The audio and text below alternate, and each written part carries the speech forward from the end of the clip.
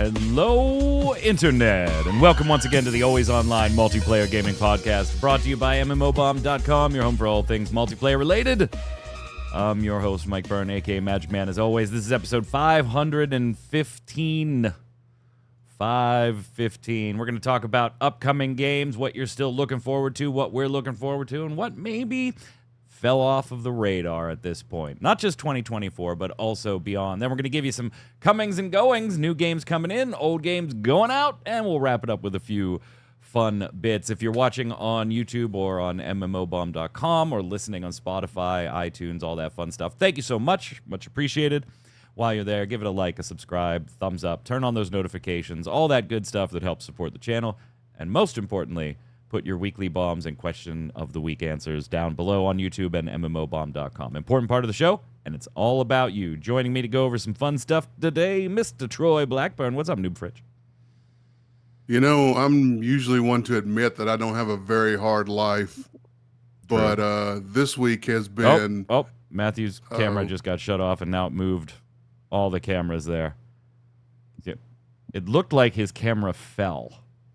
Yeah, that's what it looked like. And he shut it off real quick. So we'll go down to this frame that says Matthew but shows Troy, so you can continue telling us your story.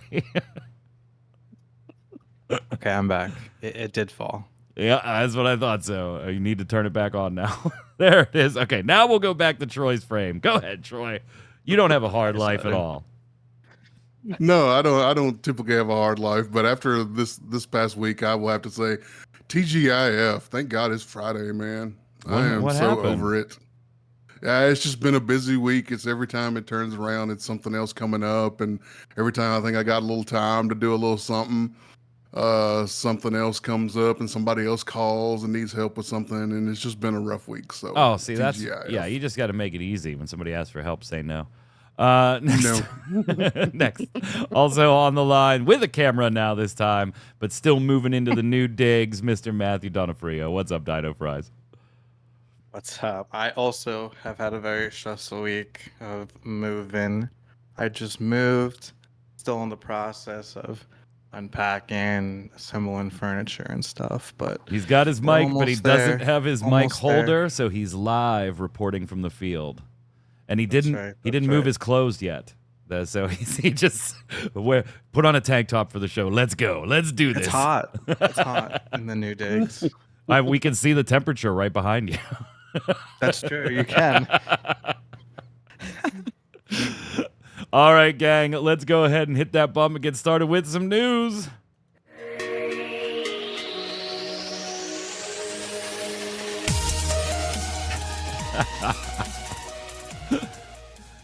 Chad saying stop lying. Talk about hot. It's 73 in that joint right now. It's hot.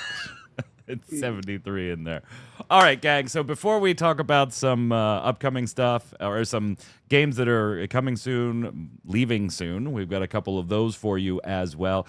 And we've got some people on the panel that have been trying some things that are either in early access or some testing. So we're going to talk about those too. But it's that time again. We do this usually twice a year, once at the beginning and once as we approach the May, June, almost halfway point here, where we take a look at some upcoming multiplayer MMO games and see what we're still excited about, what we maybe forgot about because we haven't heard of anything, and what might have fallen off the radar so far. So I've got some games. Not all of them are 2024 guarantees, right? Some of them may get to some testing phase this year and then launch next year. Some of them may not even really get hands-on time till next year. Totally fine, just upcoming in general. And I want you guys to tell me how you're feeling about these ones. So let's go with some heavy hitters that people have been following for a long time. Let's start with Blue Protocol, Matthew. It's been a while. There was a test a while ago that we were able to partake in if you were able to get in. I don't know if any of us got in or not. NDA. So we can't really talk about like access to the game if we had it or if we didn't have it. But is this one that you are still looking forward to now that we've seen the launch in Japan maybe not meet the expectations Bandai Namco was hoping for? Are you still looking forward to it coming overseas?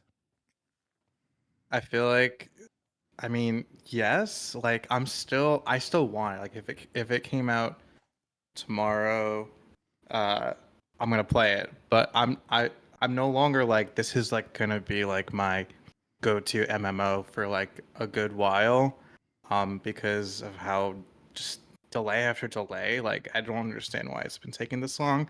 I'll still definitely play it when it comes out, but I think at this point it's kind of like, I'm just gonna like scratch the itch and then move on, as opposed to like really getting into the nitty gritty That's of the weird. game, just because they took so long to get it out. That's weird. That's the exact same way I feel. Like I've been looking forward to that one, wanting to get my hands on it, and then just slowly, like obviously seeing some of the early stuff from Japan and it not doing as well as Bandai hoped.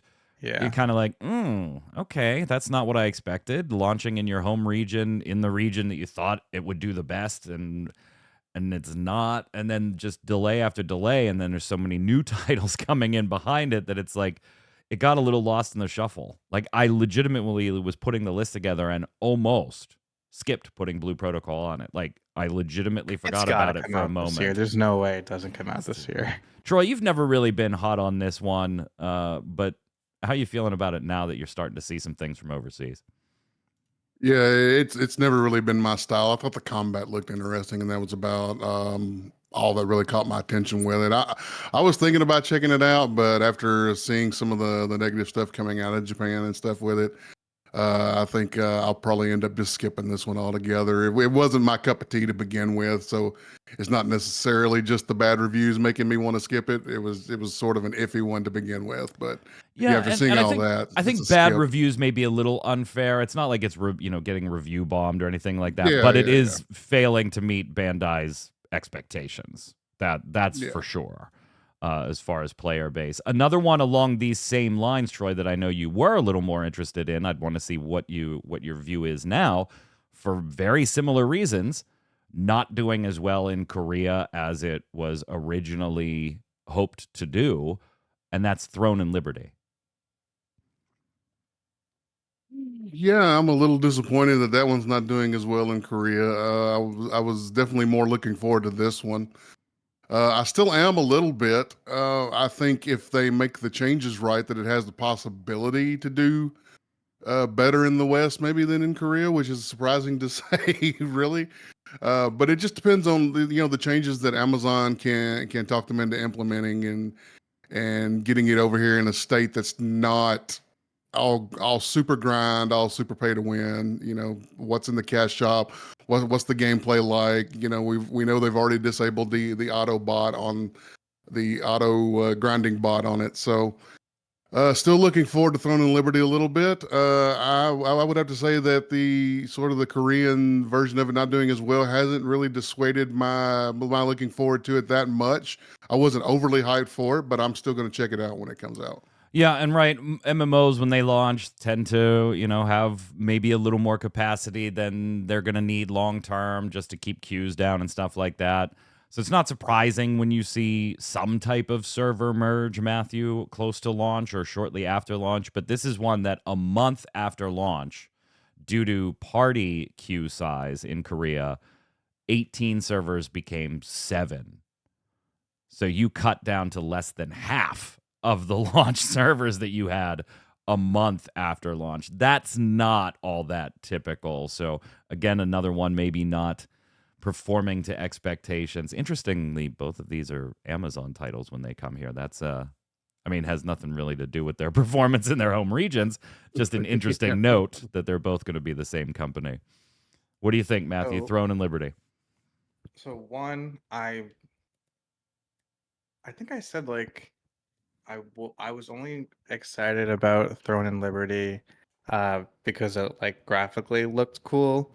Um, I don't really care about the game at this point. Uh, and two, um, why don't what's good with mega servers, man? Like, why can't we just have mega servers like Guild Wars and ESO does it?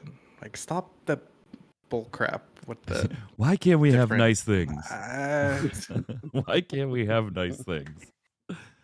Yeah, this is one that I'm kind of, my interest is lagging again for very similar reasons to Blue Protocol. It seems to be taking much longer than anticipated to get it overseas here. It doesn't seem to be doing well in its home region where you would expect it to do the best. Maybe, Troy, there is something to be said for, hey, there are some changes they could make that would, to your point, make it appeal to a Western audience more than the Eastern version currently appeals to an Eastern audience. I don't know, but it is one that I kind of is on the downside of the looking forward to it meter for me. Now, here's a couple you may not even have remembered. Soulframe, Troy. Am I bringing up a name that you're like, oh shit, I forgot about that? Digital Extremes, Warframe, Soulframe. And this is one that we have very little on still, besides a funky website with a couple of hidden puzzles. And their social media generally keeps putting out like different photos lately, but that's really it on the Soulframe front. Yeah, they put out that initial teaser, and then it kind of went away for a while. I was looking at another list before the show of it was from back in January of upcoming stuff, just to see kind of what had come out and what was still supposed to be coming out at some point this year. And Soulframe wasn't even on that list, so yeah, Soulframe kind of getting lost in the shuffle a little bit. Definitely still looking forward to it. I think at the end of the day, once they get ready for a full game reveal, I think that thing's going to do gangbusters. Yeah, I'm still really interested in Soulframe, and I think it's because they haven't like done the overhype train, right? It's just one that I keep reminding myself, oh, that is on the calendar at some point. And then you have Digital Extremes and Warframe behind it, and you're like, man, that does really well, fun game. Maybe it's your main game, maybe it's not, but generally is positively received by most people, even casual players of it. And in the free-to-play industry, we're kind of like, that is one of the models, right? This is the way you do this, and you do it well, but it has to have that underlying gameplay, and Digital Extremes is a company that clearly understands that. So I have a lot more hope for it than I do maybe some other titles. And I love the aesthetic. I love like they're just kind of almost fantasy aesthetic, but very nature focused. I'm very much still looking forward to Soulframe, even though it's one of the titles we're going to talk about today, Matthew, that we have like the least amount of actual information on right now. Yeah. I've never played Warframe. Wait, what? You have never once played Warframe? I played Destiny. That is like not Warframe. It's not the same thing. Okay. You've never once played Maple Story? No. I've played The Division 2. That's a stretch. Maple Story is a very unique game. Nothing compares. I can't believe that you have I've never played once. Warframe. But are you just not a shooter guy? I played Destiny. Right. And I liked Destiny. Wow, how have you not taken Warframe for a test drive? The first Descendant is similar, right? I liked that. I'll play Soulframe. That looks cool. Wow. I am like shocked at the lack of Warframeage. How about another one you may have forgotten in Chrono Odyssey? Yet kind of in the same bucket as Soulframe. Not a lot of information. Social media kind of clips about classes, weapons, that type of stuff every once in a while, Troy. Looks good. I mean, this is one of the ones that every time I see, I'm like, God, that looks so good. But again, we just know so little about the back end. Like, what is it besides some flashy visuals on your social media? Yeah, and there was some calls of, is this the next big scam on social media for a little while with Chrono Odyssey. Then they started showing a little bit more again. I think some folks were starting to get a little iffy on what it was. Is this one really going to exist? And so they showed off a little more. I don't know. We just don't know a lot about this one. Speaking of that, though, the other big one that's upcoming in that category, and I apologize for interrupting you, though, that it would be the Quinfall, right? That's the big one that everybody's like, yeah, this ain't a game. yeah, that's the one nobody thinks is actually a thing at all. But yeah, Chrono Odyssey, know very little about it. I don't know if I'm excited for it or not. I've got to see more before I have any idea whether I'm interested in it or not. I'm 100% interested in it, but I don't know if I have a lot of hype for it, Matthew, if that makes any sense. It's like whenever you come out, I will absolutely play you, but I'm not sitting here waiting for you. Same. I forgot that Chrono Odyssey was still a thing. I feel like the only high graphical fidelity kind of MMO that I'm actually like looking forward to would be Ashes of Creation, even though it's like way down the line. Dude, you're gonna be But like Chrono 60 when Odyssey, that comes out. You won't be able to see yeah, your monitor. Chrono Odyssey, Throne of Liberty, they just don't seem unique enough for me to be like excited. They just kind of seem like another, cool graphics, actiony combat. I don't know. Here's a couple that I'm going to lump together because I feel like, Troy, these kind of all hit the same type of mark for you in particular. Myth of Empires, ArcheAge 2, and Core Punk. Now, obviously, 3 very different games, but I feel like each one of those has a, hi, Troy, you're going to want to play us appeal to it somewhere. As much as I don't want to be interested in ArcheAge 2, I am. Damn it. With ArcheAge shutting down, we're going to talk about that here in a little bit, and just sort of the way that game was treated over time. I don't know that ArcheAge 2 is going to be the long-term answer to anything, but I'm going to play it when it comes out. I've got to get my hands on it. I've got to take a look at it. And Core Punk is one that I've been following for a long time. I believe they just announced another delay not that long ago. Yeah. Yeah, Core Punk's been one I've been following because it's, sort of a mix of a MOBA and an MMO, sort of that MOBA look with the MMO gameplay. I'm down for that. I'm down to try it out and see what it plays like, see what it looks like, see how it handles, and maybe I like it, maybe I don't. But from the outside looking in, I'm interested. Matthew, you along for the ride? I see you nodding there. Yeah, so going off of the last thing I said, Mythic Empires? Myth What of is that one Empires. called? Myth of Empires. Myth of Empires, pass. ArcheAge 2. I know like ArcheAge was like a big thing for people back in the day, but pass. Core Punk, I'm down. It's unique. 1 out of 3. And yeah, exactly what Troy said. It's like that MOBA. It's more than me. I'm MMO. 0 out of 3. I Cool. don't care about any of these titles. I mean, Core Punk is like vaguely interesting to me in a, I want to see that and how that all works and if it works well and gels together. Because Troy, like you said, there is kind of like a blending of a few genres in that one. So there is just like some interest in seeing the execution of it. But I know that's not going to be a game that I sit there and play a lot. ArcheAge 2, like as soon as ArcheAge 1 came out and had its, first 6 months, year of just fiascos, I was like, yeah, I don't care about any of this. And I already kind of didn't care about it because it was more of that like sandbox MMO and I'm more a theme park guy. So fine. And Myth of Empires just doesn't do it for me either. Another couple titles that like fall into that. I am super interested in Dune Awakening, but it's a lot like V Rising for me where I really, really like what you're doing. I like the aesthetic, but I just can't get into survival games for any longer than like a month. And then I'm like, that was fun. That was fun. I'm moving on. Arc 2 kind of falls into that bucket for me too. On the expansion side of things, oh, well, before we go, let me do one more for you. Path of Exile 2, Matthew.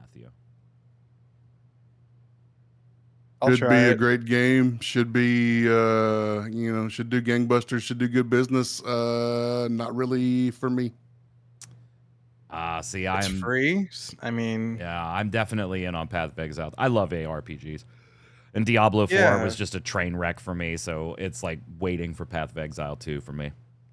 Path of Exile 2 is like it's going to be like a more digestible version of Path of Exile. I think they said, right? Yep, they're doing all kinds of condensing and things. Because PoE is like too complicated for me, but I agree with you. I also like Diablo, and yeah, I'm gonna try that out. It's also another one like we mentioned with Digital Extremes and Warframe, grinding gear games and Path of Exile. It's just like, hey, in the free to play space, whoosh, that's how you do it, right? And so there's that confidence level, the same type of thing I have with Soulframe, where I'm relatively confident that they will do things the right way and focus on gameplay the way they need to then make those cosmetic purchases worth it and you want to support the game and that type of stuff. We do have expansions too, right? We've got Final Fantasy XIV's Dawntrail expansion coming this summer. We've got the World of Warcraft, the War Within, late summer-ish, something like that. The Elder Scrolls Online Gold Road chapter. And although nothing's been officially announced, we know that Guild Wars 2 is working on an expansion. When that'll come probably is not 2024, but again, we're looking ahead. So on the expansion front, our kind of big heavy hitters, Troy, getting expansions relatively soon, some of them very soon. Any of these you're interested in? No, none of the big hitters. I don't think. Right now the War Within isn't going to bring me back to World of Warcraft. Obviously, even if I got into Final Fantasy, I would be months behind, if not a year or more behind on Final Fantasy. Wasn't that Devo Lore's Guild months behind?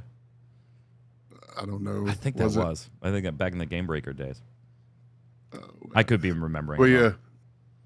But yeah, none of the big hitters are really bringing me back in right now. I know Lord of the Rings Online has got they're talking about another expansion at the end of this year. So interested in that. If I can, what the hell are they going to do with that? I'm still working on that. The ring is back from the dead. What? I don't know at this point.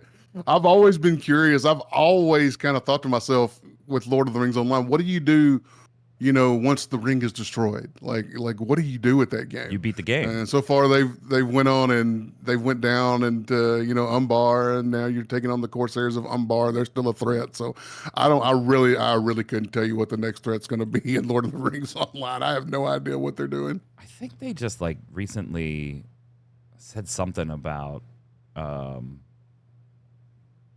going underground again. Like the team had posted something about being sorry, we're going underground again with the next expansion or something like that. Oh my god! It's like everything's under the ground. You're not excited for Gold Road and our ability to do some scribing? I really am off of ESO right now. That's because Lotro's got its claws in you. Yeah, I think so. That's sort of that classic MMORPG has sort of got me hooked a little bit. I'm just not ESOs and the Gold Road is just not really doing it for me right now. Wow. All right. Matthew, any of these expansions enticing you? Nah. That was the shortest toss ever. Tossed it to him. Nah, dog. I'm all good. I'm all good on these I'm the only one here. I'm looking forward to all of them. Dawntrail, yes. War Within, I'm interested to see where the whole World Soul saga is going to try and take things and revamp WoW a little bit, and I'm eager to see that. I don't know how long I'll stick to it, but I'm hopeful that maybe things start getting a little more focused, like they may have been, at least in my opinion, back in the day. Gold Road, yes, I'm going to get it. It's going to do what ESO always does for me, though. It's okay, I'm all caught up in Dawntrail. I really don't feel like grinding out tomestones. I'm going to go do a story in Elder Scrolls Online or gain some champion points. Gold Road's going to do that same thing. Guild Wars 2 will get me another, whenever that comes out, it'll get me another boost to 80 token and another character in the Silver Waste. I think I'm up to 4 characters that are just sitting in the Silver Waste. So yeah, I am eager for all of those.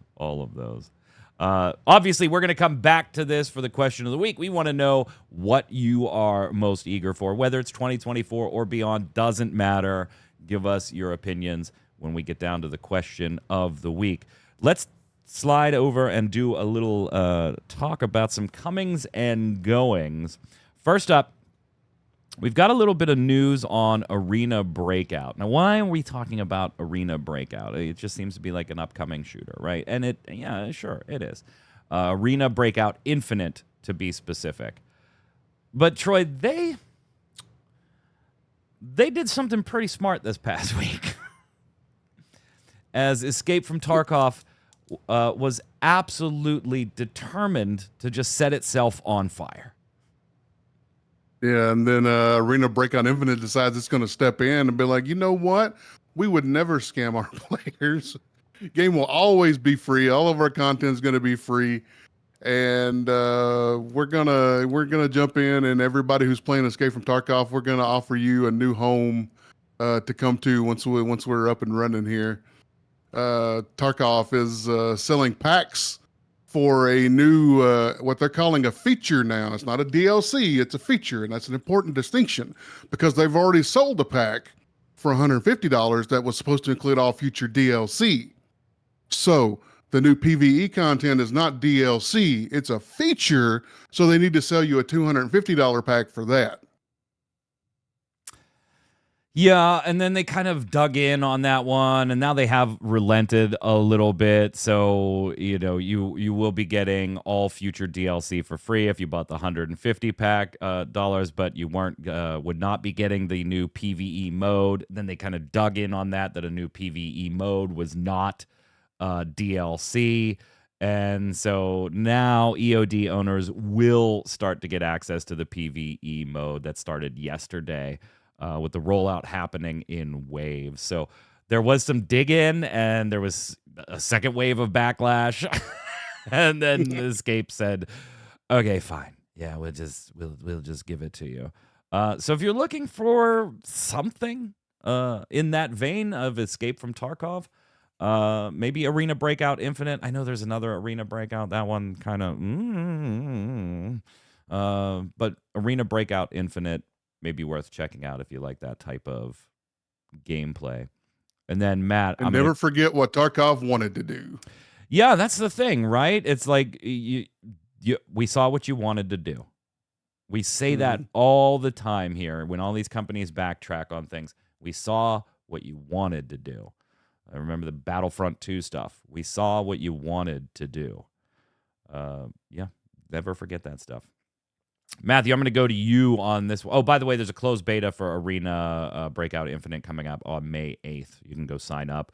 Got the article on mmobomb.com if you need the links for it. You mentioned it earlier. That's why I didn't throw it in the list of upcoming stuff that we may be excited for. First Descendant. The First Descendant having one more technical test before we head to launch. It's going to take place on May 25th and 26th. You can head on over to its Steam page if you want to get registered for that final beta, if you want to call it. It's just a weekend technical test. And then I was like, oh, cool. We got something to write up on First Descendant again today. When I saw their Twitter, they were like, global announcement launch. And I go to check it, and all it says is summer 2024. And I was like, we already knew that. We're not writing that.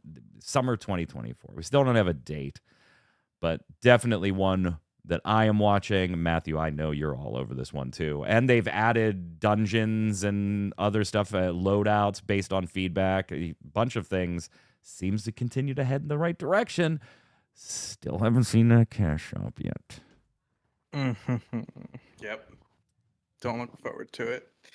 It's going to ruin the game, but I'll be playing May 25th and the 26th. I cannot wait. Not sure. Chat saying not sure on this one. Oh, no, they're talking about his cross data center travel thing only per region. Oh, by the way, somebody was talking about dawntrail server capacity when I said, games try to amp up server coverage. They're adding a whole logical data center in Europe for dawntrail.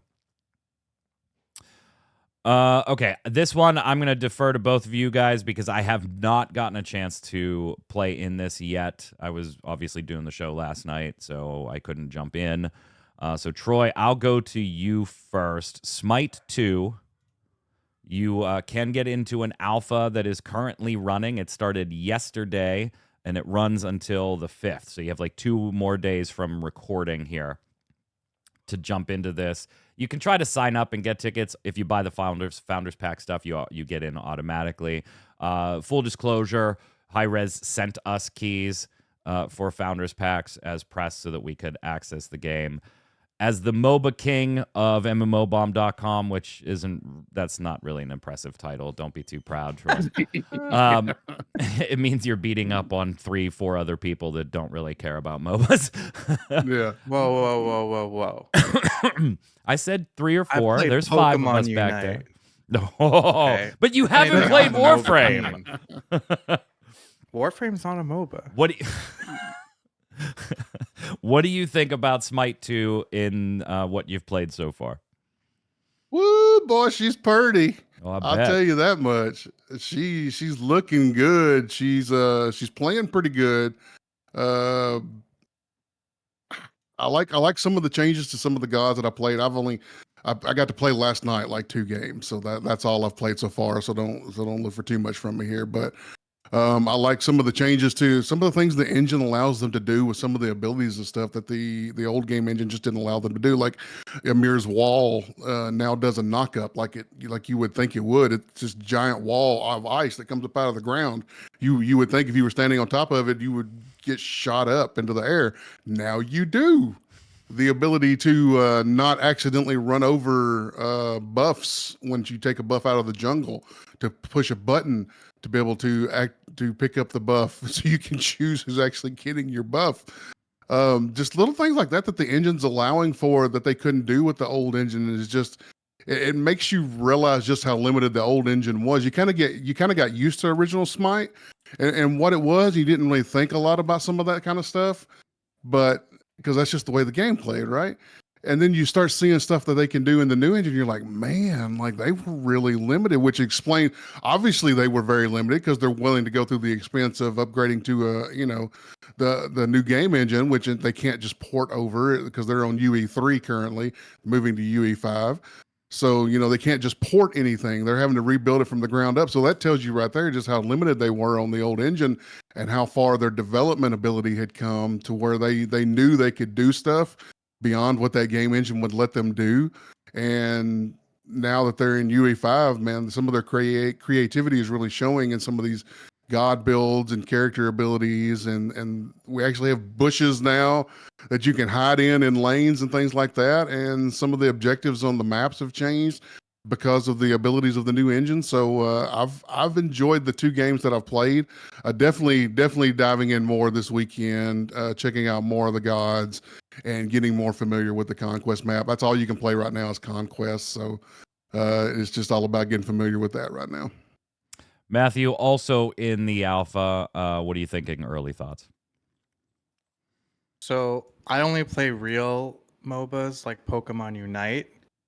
I have played Smite 1. I remember like way back in the day. Was it on the 360? No, maybe No, I don't Xbox think so. One. Back when I had an Xbox years ago. But I'm really not familiar with Smite. That being said, so this is like pretty much new game to me. It's fun. I played a few games yesterday. I don't really have I can't really compare it to Smite 1, but as just like a new player overall, it was fun. I was enjoying myself. The matches are really long. Like each match is like a half an hour sometimes. But it's fun. So if you're losing, it sucks, but it's fun. It is pretty. Is there enough there, Troy, that it warranted a sequel? That's one of the number one things I see in like all of this. Should just been an overhaul of Smite, not a sequel. I think they're calling it. I think they're just taking an opportunity to rebrand and get some more attention to the game. I think by the time it's done, people are going to see that it was enough to be a sequel. I think, man, if a game engine swap, that's not just an upgrade, not just a port over, but literally building your game from the ground up in a new game engine that allows you to do things you couldn't do in the old game. If that's not enough for a sequel, I don't know what is. Like Overwatch 2 didn't justify a sequel. Yeah, exactly. Yeah, we're Smite 2, like they're literally, they're building. They want it to be like driving a new car, right? Like how to drive the car when you get in, but it's shiny, it's different. You don't know where all the buttons are yet, and you want to hit the ground running and check its performance. And so far, I think that they're doing a good job with that. Interesting. Interesting. I mean, that is like kind of the one thing. It's like this should have just been an engines overhaul and everything, because we've seen MMOs and multiplayer games do graphic overhauls. I mean, Final Fantasy XIV is doing one in the Dawntrail expansion, and that's just a graphics overhaul. But we have also seen MMORPGs and multiplayer games do a full engine upgrade. Going from Unreal 3 to Unreal 4 and Unreal 4 to Unreal 5, and it's so you kind of see the argument of, okay, well, why isn't this just an upgrade to SMITE instead of a whole new game where I need to buy a whole new founders pack or new cosmetics? And now to be fair, they are doing a ton of like stuff transfers, right? So they are taking care of a lot of those concerns that Overwatch didn't, right? When Overwatch 2 came out, you asked out, go get new skins, bruh. Like that's SMITE is not doing that stuff. To be fair to them, making this a sequel versus a new one. They're not just assing you out and making you start all over. They are bringing a lot of stuff with them. I will say that I'm like enjoying like the Smite 2, like cool, like let me check it out. If it was just an overhaul, I probably wouldn't have checked it I mean, out, that because just I'd be kind of like, proves your point there, Troy. Yeah. Taking the opportunity to get the buzz out, and hey, there's a new game. Yeah. Exactly. Yeah. Making it a sequel definitely does get buzz and attention that just an overhaul wouldn't have got, for sure. Fair. So since Smite 2 wasn't something that I got to play, I did check out a new CCG. I know you're excited, Troy. Calm down. I just need to get through. Woo-hoo. I just need to get through some info, and then you can be very excited. So this is what you're seeing is footage of a CCG that has a demo right now on Steam. It's called Screenplay. This is by Comico Games. And all your demo progress, if you decide to go check it out, will carry over into early access, which starts on May 13th. It will be a free-to-play game, and you'll be able to buy card packs. Like, all of that is absolutely predictable as far as what its payment model will be. Cosmetic banners, playboards, card backs, card packs, both of them. Okay, so there's a couple like when I saw this, I was like, okay, that's kind of cute. Looks, oh, it's a Hearthstone. Yeah, okay, it's another Hearthstone. It's not. The board definitely screams Hearthstone. Like, definitely screams Hearthstone. It's not, though. So it has a tie-in with movies. And so it's like, oh, man, it's a CCG and it's about movies. Like, did I make this game? Like, because did I fall asleep and I make this game? Because this would probably be something I would do. It's very tongue-in-cheek. There's a lot of spoofing of movie characters, movie titles. Like, there's a Jaws spoof. And there's, like, little lore bits where you can go and look up the movies that everybody comes from. That's kind of like their factions, right? Is what movie they come from. Am I seeing this? They have a Trump card? Yes. Like a Donald Trump card? Yes. He was I forget, somebody in the tutorial played it. Was Donald Doom or something like that. And yeah, the voiceovers are, it's so cheeserific on so many levels. Occasionally the one-liners do get a little annoying because sometimes they can be very repetitive. That's going to be the case anytime you record one-liners, yeah. But yeah, he talks about, have you eaten my hamburgers? Like, he does like all the stuff. It's very tongue-in-cheek. There's a movie about Jaws, except Jaws, the character on the card, is actually a rapper, rapping shark, and he's trying to make it in the rap world. I mean, it's absolute absurdity, but it does play very interestingly so far. I'm through the tutorial and maybe a handful of matches. That's it. So it's very early. Check out the demo. It just went up yesterday if you want to. Early access 2 weeks from now. You pick 3 lead actors. Those are your heroes if you really want to compare this to Hearthstone. But each hero has a different winning condition. So you can pick what heroes you want to put in your, or what lead characters you want to put in your deck. And then you've got to, during the game, meet the win conditions of 2 out of 3 of those heroes before your opponent, or lead actors before your opponent does. Everything is really in on the movie trope. Turns are casting cost is how many frames. So something might cost 3 frames, and the scene, a turn. A scene is 5 frames long, so you can cast something that's 3 and 5, and somewhere in that 3, it'll do its action. So there is a lot of strategy, a lot of dodge. Here's a card game where you can dodge, Troy. So like if you time things right and you know when attacks are coming, you can actually dodge them. It's very tongue-in-cheek. It's very fun, but I'm very early in it, so I haven't really done deck building meta type of stuff yet. We'll get there. But if you are into CCGs and you're a dork for movies, it's actually kind of cute. It was far more than I expected to get out of it. And if you go in to the game and you go into the shop, the cash shop, and in there's a promo code button. If you type in all capitals, no spaces, ready, set, action, you'll get 3 free packs and 25 goldies, which is their in-game currency. So ready, set, action, all one word, all capitals. I know, Troy, you don't care about this at all. Matt, are you a CCG guy at all? I was a huge Hearthstone addict back in the day. Are you? No, this looks cool. The unique win conditions is very interesting to me.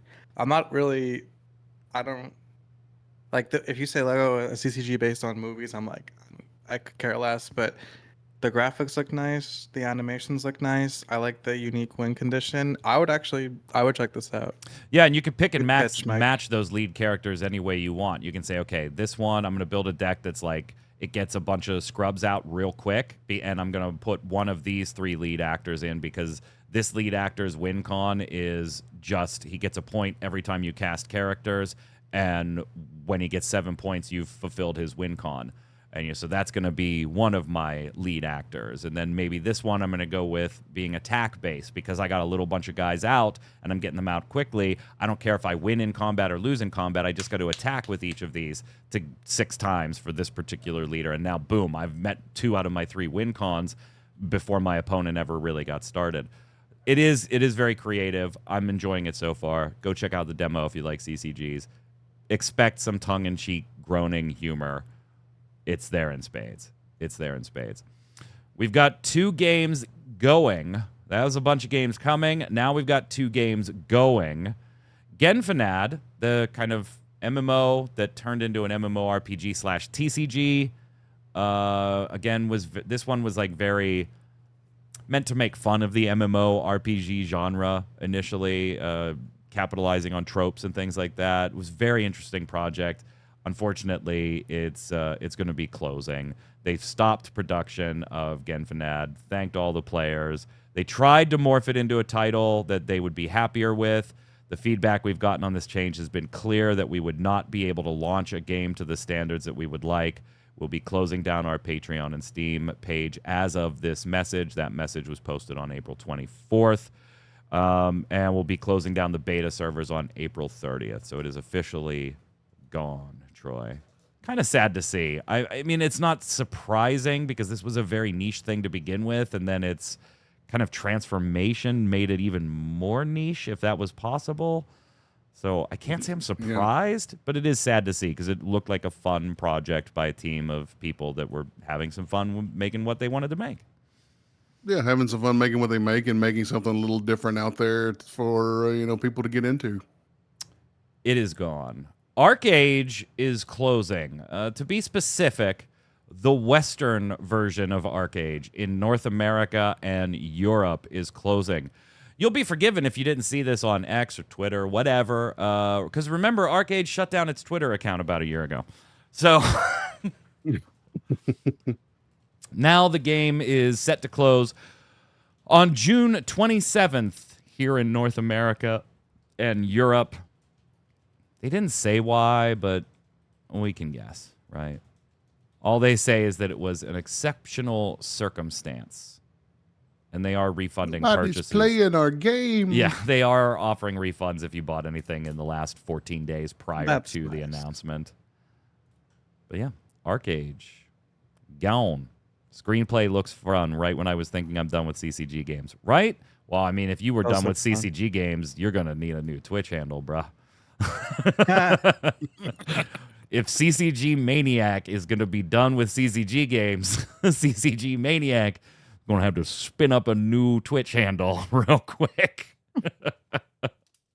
Yeah, again, early, so I haven't played with like meta and deck building, but tutorial and a couple of games. It's interesting enough that I want to play with the deck building and see what they got. I might like TCGs and CCGs a little bit. Maybe a little bit. A little more than Troy, at least.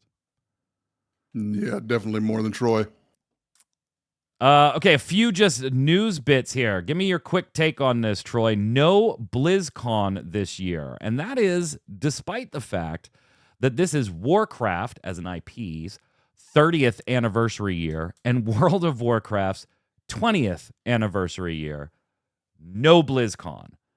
But they will be dropping info at other places, other Gamescom, stuff like that. They'll be going to those. But no BlizzCon on big anniversary years.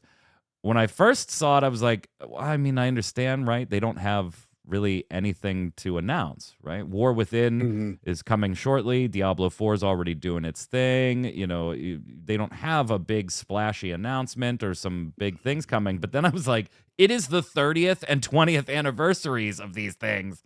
How do you not have a BlizzCon this year? Yeah, it's a little weird giving us the, you know, you got two well-rounded anniversaries to celebrate there. But yeah, like the War Within's coming. Diablo's got an expansion. It's just there. They've already, you know, shot their wad. They don't have anything left to announce, anything big to sort of put out there to really headline BlizzCon. And so let's not do it. It's you know, it's an unfortunate year. It would be a great year to celebrate the anniversary and have a big announcement. But what are you going to announce at this point? Matthew, do you think this is like Big Daddy Microsoft saying, hey, we're going to put the reins on you a little bit now that we own you? I think this is dumb. I mean, I don't know, like, does BlizzCon just like not make enough money, and that's why it's like they're not gonna hold it? And if that's the case, I feel like BlizzCon should be this, like, not let's make some money, but like let's do this to keep the faith. And well, I mean, that's what it always was in the fans. past. Like I'm not talking like last year or the year before, but 5-10 years ago, it was a community event. And granted, it probably was not making money. And if it was, maybe it was covering its own expenses to a certain degree. I'm not privy to their financials, but I can't imagine it was a huge cash bonus for them.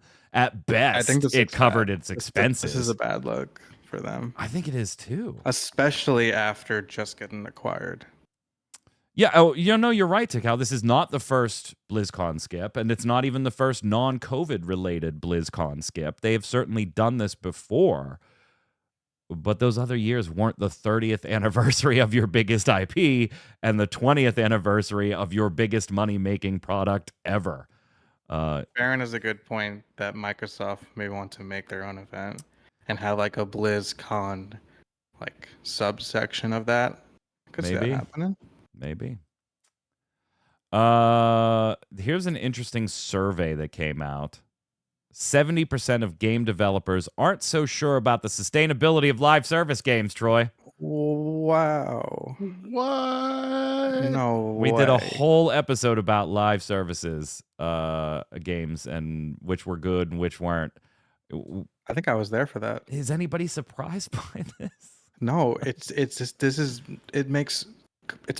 just common sense. Only there's a very small amount of games that should be a live service, and it's a no-brainer to Kill the Justice League ain't one of them. That's a fact. Should be a live service. It's because they make every game a live service. That's why they're failing. Yep, and there's the WB is still pushing down that road more. I wanted to put this with BlizzCon. I put the links in the wrong order. A side note on the BlizzCon thing, also going away is the World of Warcraft companion app. When the War Within comes out, that companion app is going away. So if you do any like of your chatting with friends, managing auctions, sending followers out on missions, tracking world quests, like all that stuff you can do in the app. You're not going to be able to do that anymore when the War Within launches. Companion app for World of Warcraft going away. Going away. And obviously, if you're still doing that, you're one of the few left doing it, True. or it wouldn't be going away. Yeah, it wouldn't be going away. Okay, so this is a bit of an interesting one and took a little decoding and still, in my mind, hasn't been clarified the way it needs to be clarified. But Steam has updated their refund policy. They did this. We were going to talk about this last show, but Q was ill last Friday, so we had to cancel the show.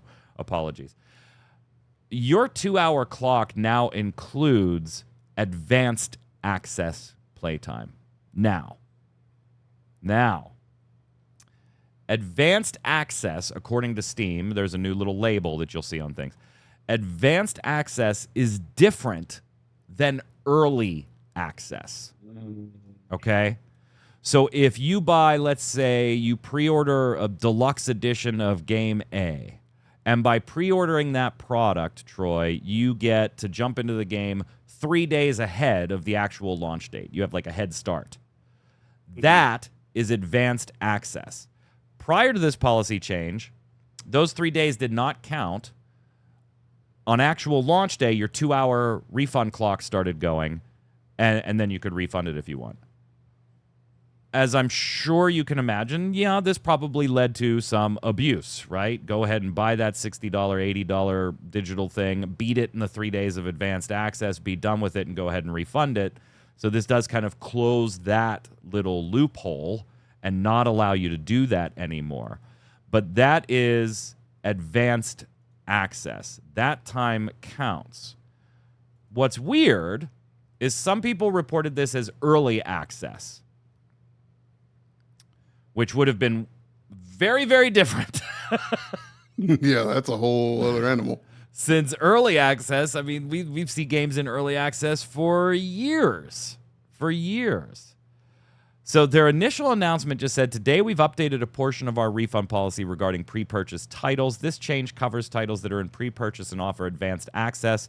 Playtime acquired during the advanced access periods will now count towards the Steam refund policy. You can find out more about Steam refunds here. And you could click on advanced access and see what they were actually defining here. Now, initially, things got a little weird with people reporting on early access now counting. If you just look at that announcement and you know the difference between early access and advanced access, that doesn't, you would say, oh, okay, it doesn't, yeah, early access doesn't count. But if you actually go into the refund policy, and this is where I think Steam needs to be a little clearer here, in this section, refunds on titles purchased prior to a release date.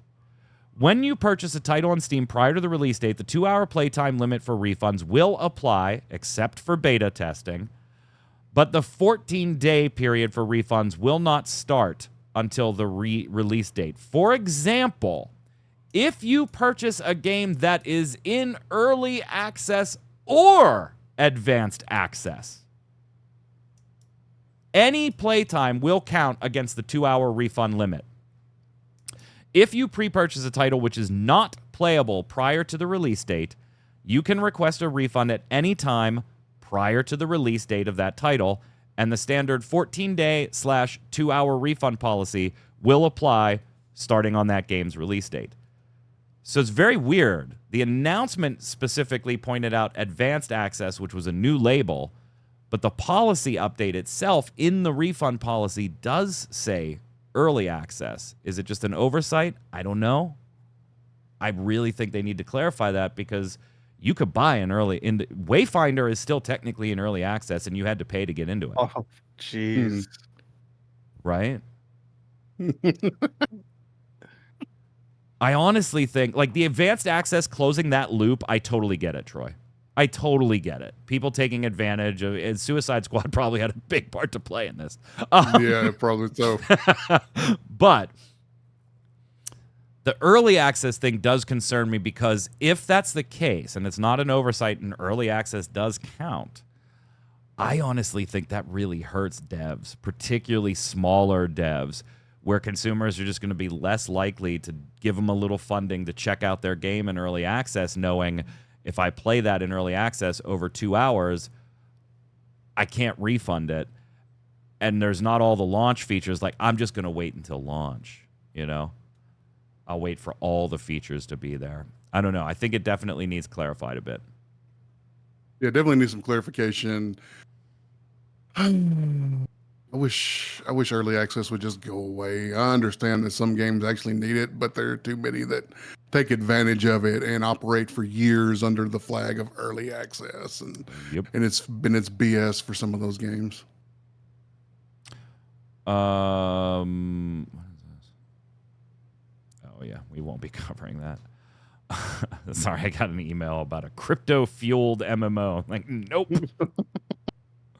Did I hear about the Helldivers 2 drama? Yes. Yeah. So if you're playing Helldivers 2 on Steam, you're going to have to now have a PSN account to it or create one if you don't have one. It's bullshit. It's bullshit. You want to do that for your games? I have no problem. Like, fine. But after launch, no, that's bullshit. Yeah, that's true. That's bullshit. For me, it doesn't matter, right? I have a PSN account. No big deal. But still, it's after launch. You're done. Embracer Group, by the way, Matt, becoming 3 different companies, you know, as if knowing who owns what IPs isn't confusing enough. And Lars Wingfor is the CEO of Embracer, taking a little flack for the way that company's been just devolving. Asmodee apparently just is too much of a debt drag right now. Not surprising. That's the tabletop division, Troy, right? Asmodee Games. But it's also the division most likely to get them out of debt, according to Lars. So like, what the hell? This is all going to happen later this year or within the next year or so. Let's slide over and do the weekly bombs.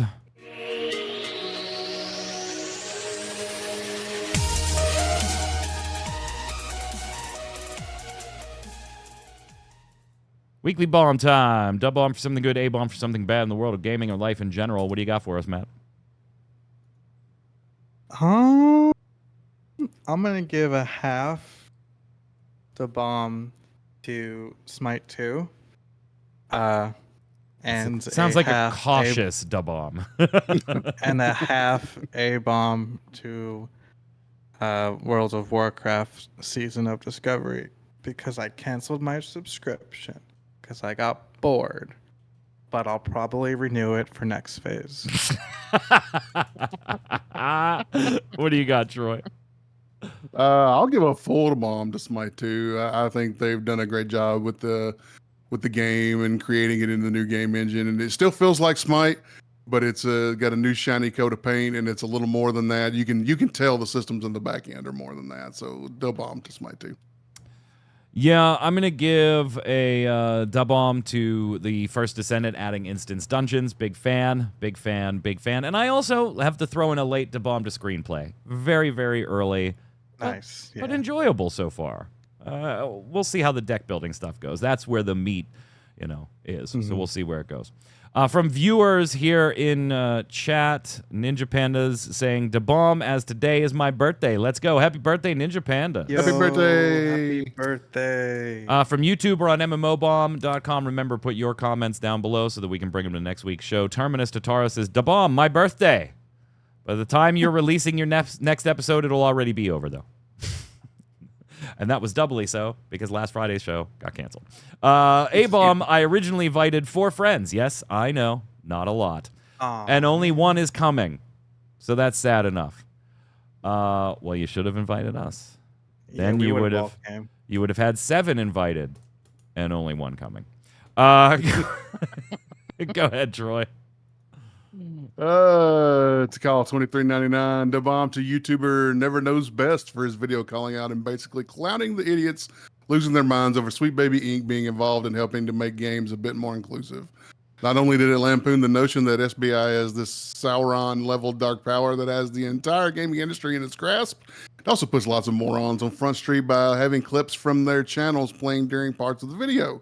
But it's super easy to add them to the YouTube channel blocker app on my browser. Go ahead, Matthew.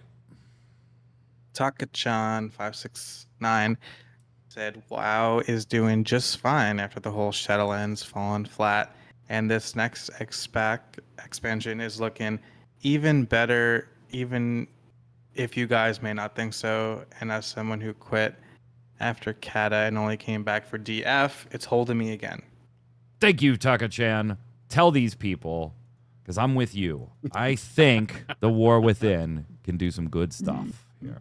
Corey V says, World of Warcraft has become Guild Wars 2, but instead of being fun, it's a bad version of Guild Wars 2. Okay, so we have both sides of the World of Warcraft coin expressed there in today's Weekly Bombs.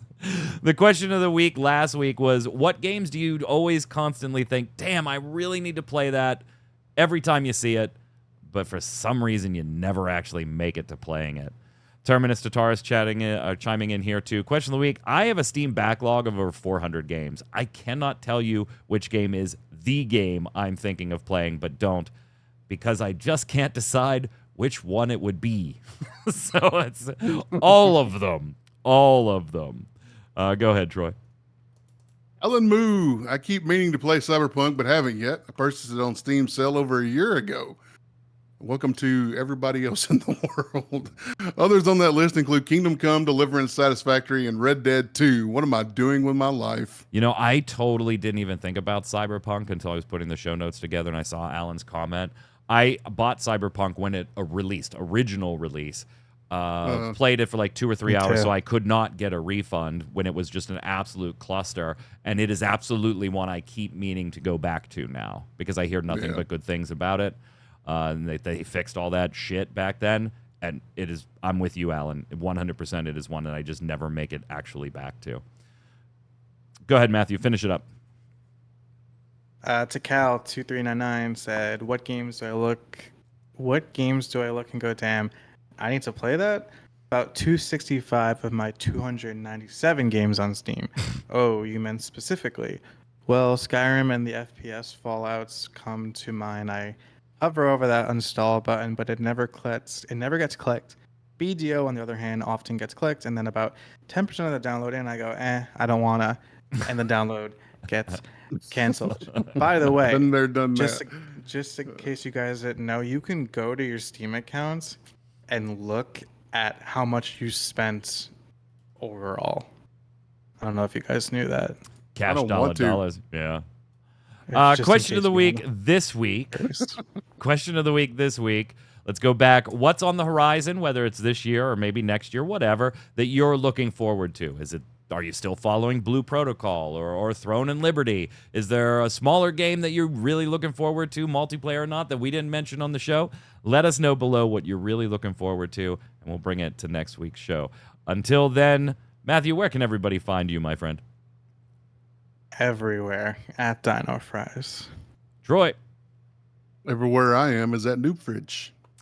I'm Mike Byrne. You can follow me personally right there at magicman1, but more importantly, follow at MMOBomb, and you'll know every time we're going live with a podcast, a stream, posting a giveaway. There's a new one up for you Hawk players right now. First look videos, news, interviews, and more. Stay safe. We'll see you on the servers.